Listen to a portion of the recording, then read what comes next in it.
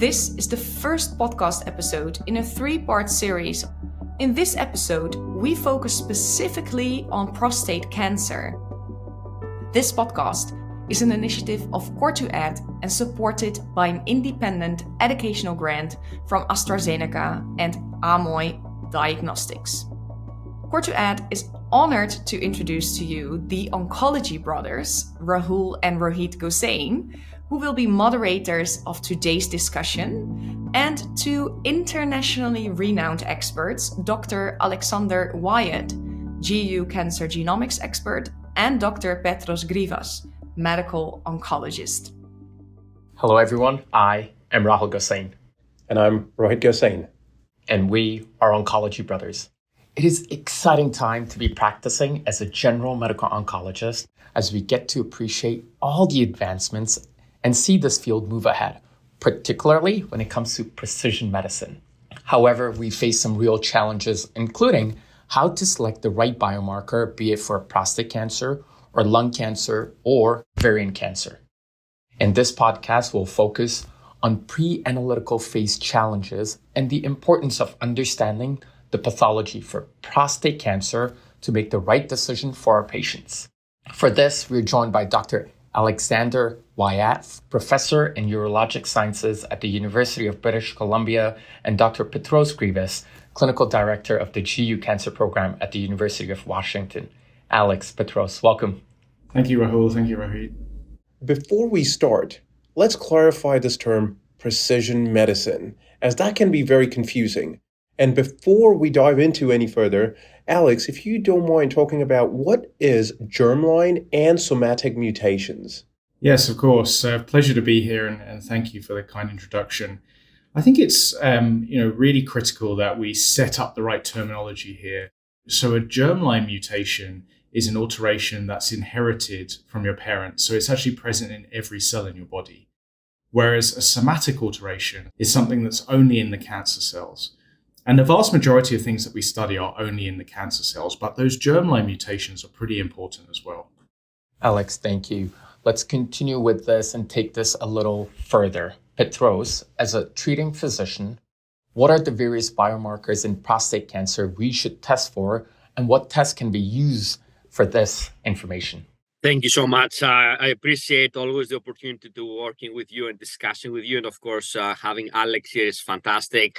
In terms of the biomarkers in prostate cancer, there's of course a lot of data coming up in the last few years. And those data sets have been informing the way we try to use biomarkers in clinical practice. I start by saying that with the FDA approval of PARP inhibitors, for example, olaparib, based on the PROfound trial, there is also rucaparib based on a different trial. And of course, we have seen data with both PARP inhibitors as monotherapy. And we saw data, for example, from Dr. Gosain on the PROfound trial before. And we saw Dr. Bryce presenting more recently the rucaparib versus taxane trial. And of course, we more recently had 3 clinical trials looking at the combination strategy of a novel anti-androgen plus a PARP inhibitor. Very quickly for the audience, those 3 trials include the PROPEL study, and this was abiraterone plus olaparib. We had the MAGNITUDE trial with abiraterone niraparib, and more recently, Dr. Agarwal presented the TALAPRO-2 trial with enzalutamide talazoparib. So we have overall many data sets, again, trying to evaluate the efficacy and safety of PARP inhibition, either as monotherapy or in combination with novel anti-androgen in metastatic prostate cancer, specifically in this castration-resistant prostate cancer setting. And overall, I would say the important impact, I would say, on the testing is that we need to test for DNA repair gene alterations, or to be more precise in terminology, DNA damage response in alterations.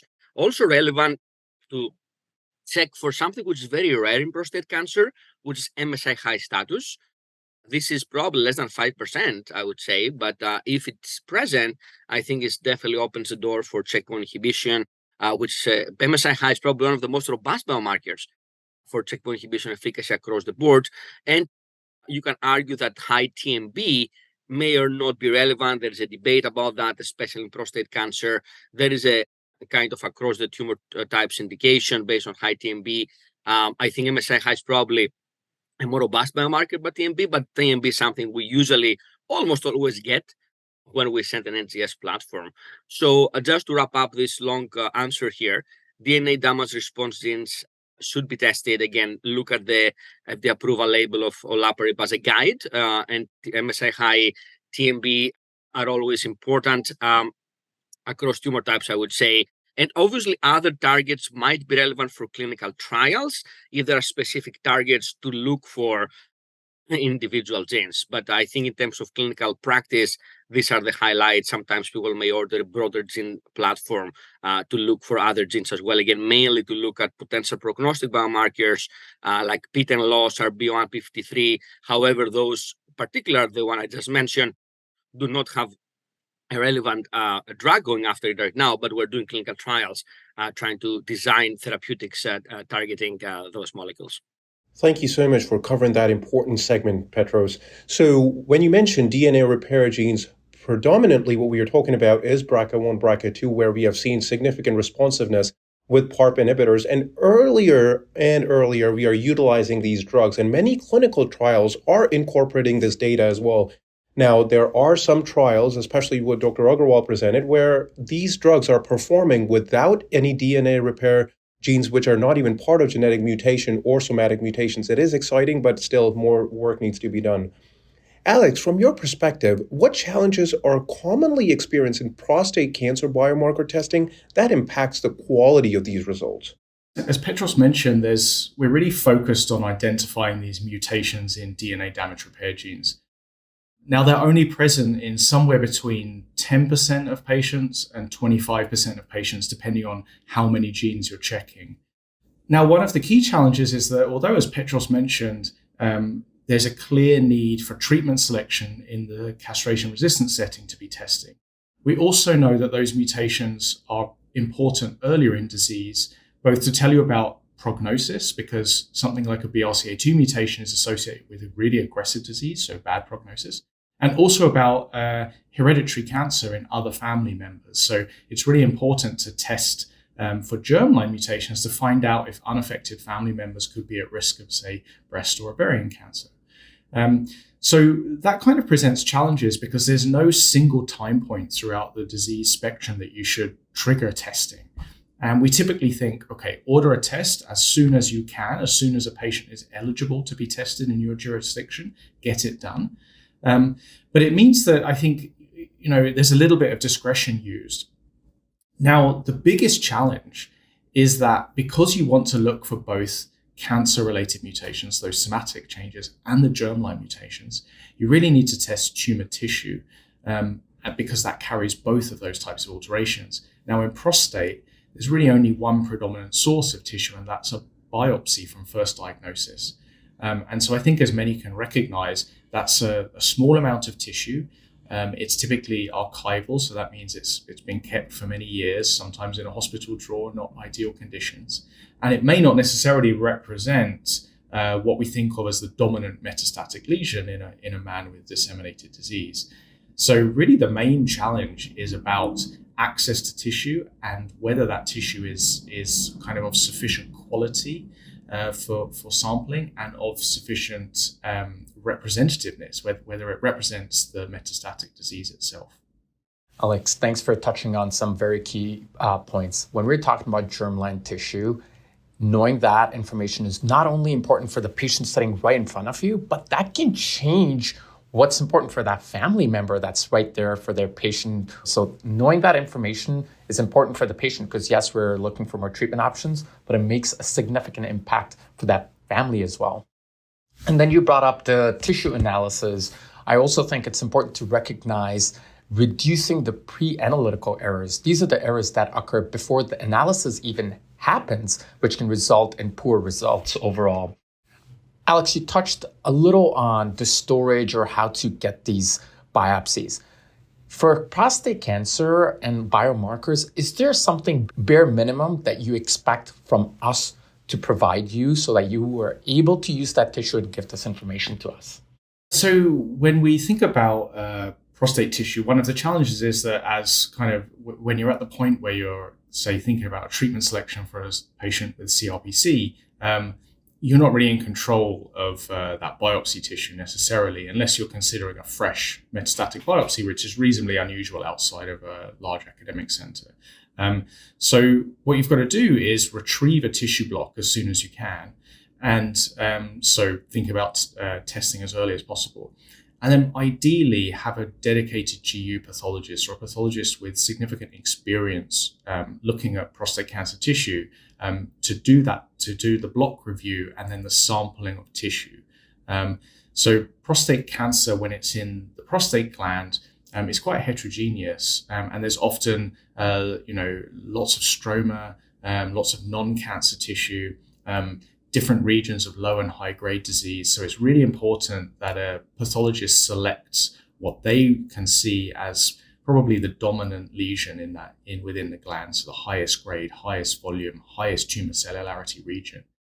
Because if that doesn't happen, we can have problems with tissue insufficiency when we get to the actual test itself. Now, when you have this information, Alex, how often are these biomarker test failures, and what is the real solution for this? Do you go after rebiopsy, especially when you're working with scant tissue and when you're dealing with elderly population here? Yeah, so when we look at trials such as the PROfound trial that Petros mentioned, the failure rate for sort of testing prostate biopsy tissue with the types of tests that were available at the time was something in the range of 40%. So that's a really high screen failure rate. Now, many tests have tried to improve those over time. So there's others that kind of will accept a lower yield of DNA from the tissue or a lower tumor cellularity, but there's still a very significant failure rate. I don't know if Petros, you could speak to what you're experiencing in kind of real world practice in terms of those failure rates. Great discussion. I agree with you that overall, it depends a lot on the actual tissue adequacy. Of course, better than me, time to fixation, especially over the years, pathologists have become better, I think, in handling those tissue and shortening the time to fixation. And of course, trying to deal with a lot of pre-analytical factors, right, that may impact the actual adequacy and quality of material. And I think over the years, we're becoming better and better. And another example which is relevant to the discussion is that conventionally over the years, we thought that bone biopsies were not amenable to tumor NGS, genomic testing. And I think more recently, we're realizing that at least in some centers, again, depending on those pre-analytical factors and also depending on what acid is being used for decalcification of the bone, often, or at least much more often than before, we're now able to perform next generation sequencing in both biopsies. Obviously, it's more difficult than the soft tissue or primary tumor of prostate, but it's becoming more common. So overall, to answer Alex's question, I think it's becoming less and less of a problem not to have adequate tissue. I think most of the cases, even if it's an archival tissue of a prior prostate biopsy or prostatectomy, most of those cases have adequate tissue and results seems to be interpretable. I have to go back and look at the literature to see of the failure rate, but anecdotally, I would say the vast majority of samples can be tested. And internally, Alex knows that because he's a major leader in the field. We have the UW Oncoplex study, which is a internally developed assay by Dr. Colin Pritchard and others at the University of Washington. And we have this precision oncology tumor board once a month. Obviously, these are selected cases who have had enough material to work with. But just by talking to Colin and others, it seems that the majority of those tissues are amenable to testing. Now, I think it's important. I keep hearing about the right pathologist, tumor boards, getting our urologist to access the prostate gland, intervention radiologist going after the bone biopsy. This is a team approach. I really think it is so important to emphasize the multi-D approach when you're treating prostate cancer. Medicine is a team sport, oncology is a team sport, and prostate cancer management is a team sport. We need everybody on board. We need all hands on deck, as I say. And this includes, of course, urologists, medical oncologists, radiation oncologists, pathologists, radiologists with expertise. And as an example here, and Alex knows this, we have a multidisciplinary prostate cancer tumor board, which is a clinic actually on every Thursday morning. And we see patients maybe with high risk localized prostate cancer or oligometastatic disease. We try to give the best experience to the patient with a one-stop shop, let's say, having all these different disciplines at the same time. This offers significant multi-expertise and also interaction among them. And I think this results in a great patient satisfaction. And I believe in better patient care because you have the opportunity to interact in a timely manner. Obviously, we have to be realistic, and not every cancer center in the country, let alone in other countries with less resources, have that ability. And that opens the whole other issue of global oncology. But I think in areas where expertise are present, I definitely highly value the importance of multidisciplinary and interdisciplinary prostate cancer care. I think one like practical example of that is that for urologists, I've seen a trend when they're seeing a patient presenting with metastatic disease. I think historically there would only be the thought that, okay, we'll just take one biopsy core from the primary site just to confirm this is prostate adenocarcinoma. But now I think because of the interaction with oncology, there's now a thought that, well, maybe we'll need some tissue downstream to do testing. And so kind of there's a little bit more consideration to maybe collecting more cores from the primary site or making sure there's a targeted biopsy to try to hit the kind of key lesion there. So I think that's an example of where the multidisciplinary clinics are kind of leading to practical changes that will help you downstream when you suddenly say, okay, I need tissue for testing. Is there a minimum number of core that you expect your urologist to get? I know when it comes to things like colon cancer, we often say anything less than 12 lymph node dissection is inadequate. Is there a minimum number of core biopsies that you have your urologist go for? I would say at least 2. The problem is that one prostate biopsy core that's 1 millimeter in width is very easily exhausted, even just for kind of clinical diagnostics. So, 2 gives you a little bit more wiggle room. Of course, when you think about patients that are diagnosed with localized disease, there's often template biopsies or kind of, some 12 up to something like 36 different cores, right? So somewhere in between for a patient that's presenting with metastatic disease is probably okay. But I think what we don't want to be doing is just taking one random biopsy of the primary site, or even something that I do see historically that happened is a kind of just a working clinical diagnosis without even tissue collected at all, which might happen for a patient with really high PSA and kind of bone lesions. To that point, I totally agree with Alex. I think it's super helpful to have that discussion up front. And again, that can help result in adequate tissue.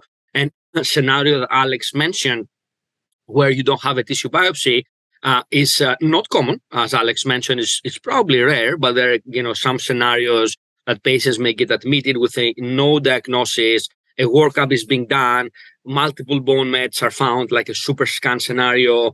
Patients need treatment right away. PSA is like 500, a random number, and no other primary tumor is found. So in those scenarios, you may end up, with a rapid treatment initiation. But I think, as Alex pointed out, the effort is to have tissue for diagnosis, which is usually essential in the vast majority of cases, and also having the opportunity to do what we discussed before, tumor somatic testing on the tumor tissue, which is very important for risk stratification / prognostication, but also treatment options, as we discussed, especially if the disease evolves later to metastatic castration-resistant prostate cancer setting.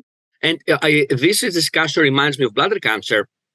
Sometimes people ask me, when do you do tumor somatic NGS for urothelial carcinoma? And I say, at the time of diagnosis of metastatic disease, we should do that to have it available down the road. In prostate cancer, I think we move it earlier and earlier. I think germline testing, as Alex mentioned, is indicated now per guidelines, even in high-risk localized prostate cancer and all metastatic. So germline testing is, I think, probably across the board is becoming a routine standard for the vast majority of patients. At least we should do it with high-risk localized and metastatic. And tumor somatic testing is definitely very, very important and impacts practice in CRPC setting, metastatic.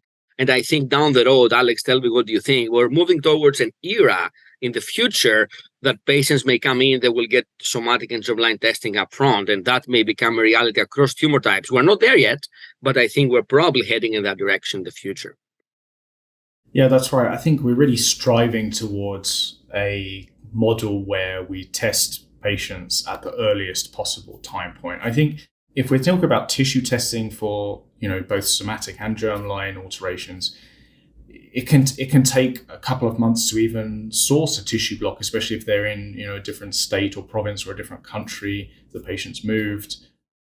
And then the test itself can take several weeks, and maybe you get a failure at that point, so you need to kind of retest or test an alternative source of material. So you really want ideally months, on the table. And so I think for a patient, that means at first metastatic progression, or potentially, if we're thinking about germline only testing, then as Petros said, even in a very high risk localized setting.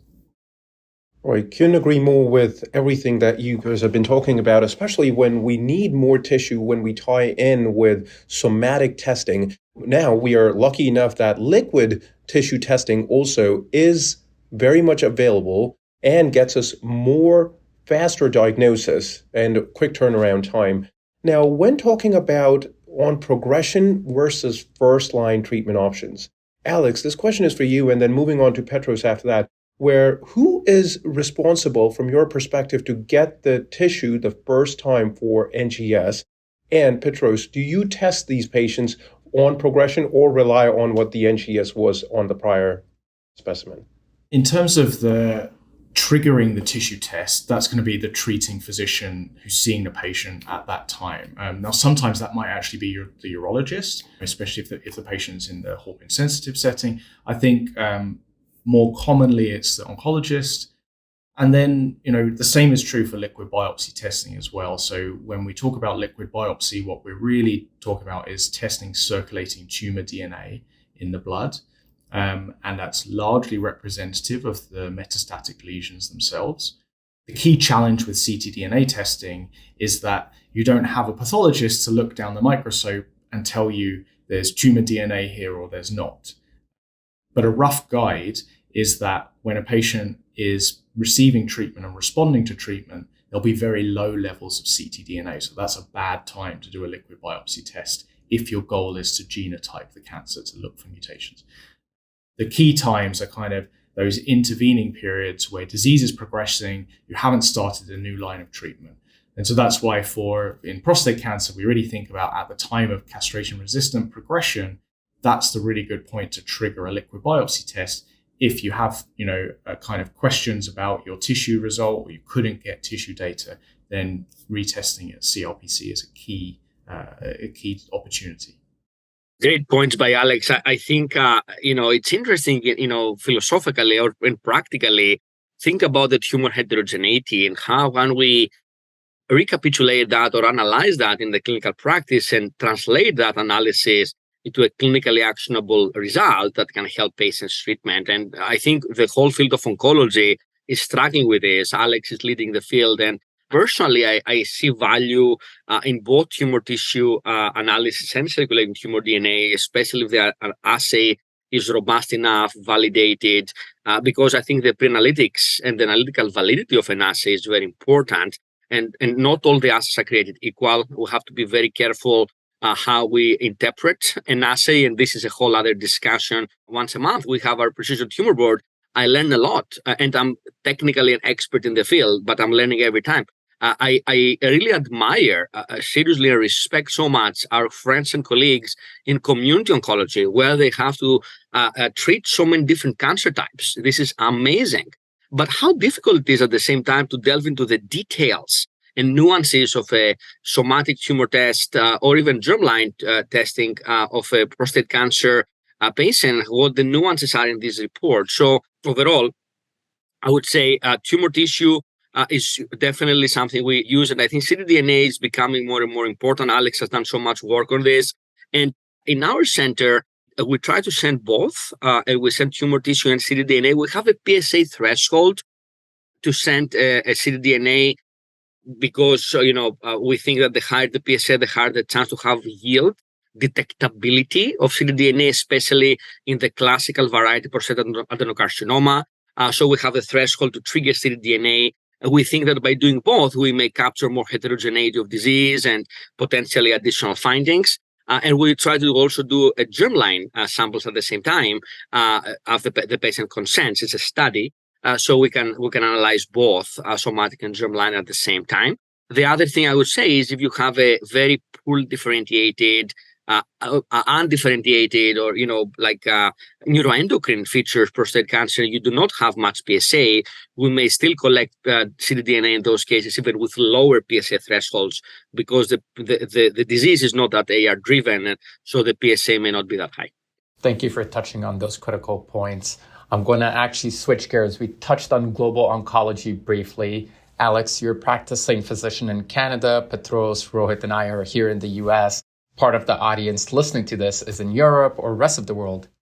Any differences in clinical practices when it comes to biomarker testing in these different regions, Alex?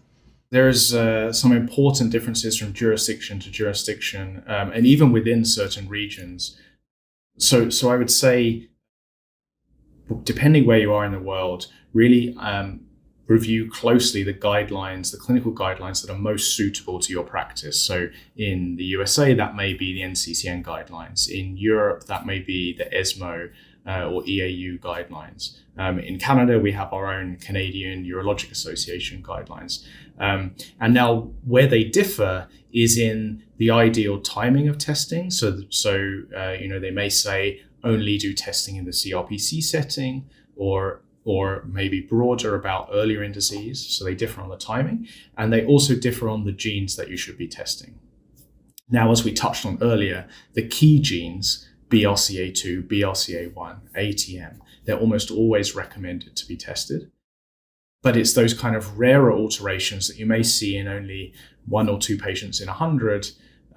They are kind of a little bit more variable from jurisdiction to jurisdiction based on kind of economic equations to understand the value of testing in different patient populations.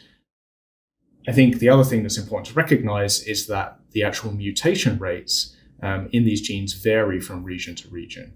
In some populations, you can have BRCA2 mutations at the germline level in 10% of patients. In others, it may be only 1 or 2%. So we don't necessarily have a complete grasp of that because not all populations have been equally studied or equally represented in variant databases. But yeah, I think really important is to understand your own local guidelines and what they recommend, and recognize that they may be changing from year to year.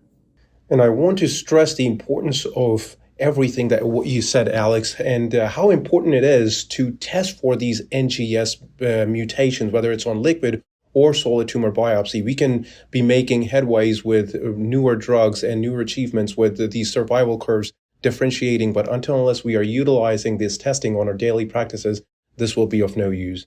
We have covered some critical data, including the pre-analytical phase errors and importance of right biomarker testing. Alex and Petros, thank you so much for joining us.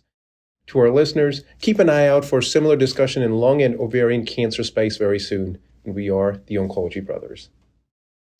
Thank you so much for sharing these important messages. We've discussed a lot, and I take with me that there are various ways to optimize prostate cancer samples.